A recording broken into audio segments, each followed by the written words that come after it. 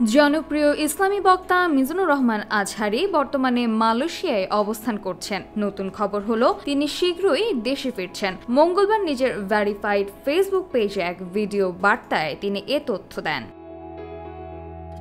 ফেসবুকে আজহারি বলেন, অনেকে তাকে মেসেজ করে এবং ব্যক্তিগতভাবে ফোন করে জানতে চেয়েছেন তিনি কবে দেশে ফিরবেন। তিনি সবার উদ্দেশ্যে সে সময় বলেন তিনি দ্রুতই দেশে ফিরবেন। আজহারি বলেন, সবার সঙ্গে দেখা করার অপেক্ষাতে রয়েছেন তিনি নিজেও। শীঘ্রই সাম্য ও মানবিকতার মুক্ত স্বাধীন বাংলাদেশে সবার সঙ্গে সাক্ষাৎ করতে চান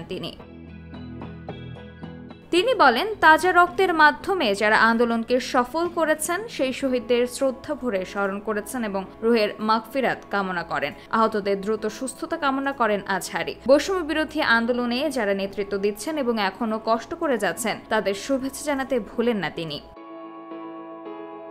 আন্দোলন সফলের পর দেশে যেসব পরিস্থিতি তৈরি হয়েছে এ নিয়ে সবাইকে সচেতন হওয়ার আহ্বান জানিয়ে তিনি বলেন, দায়িত্বশীল আচরণ করতে পারলেই সঠিকভাবে বিজয় উদযাপন হবে। এই সময় সংখ্যালঘুদের প্রতি অন্যায় না করারও আহ্বান জানান তিনি।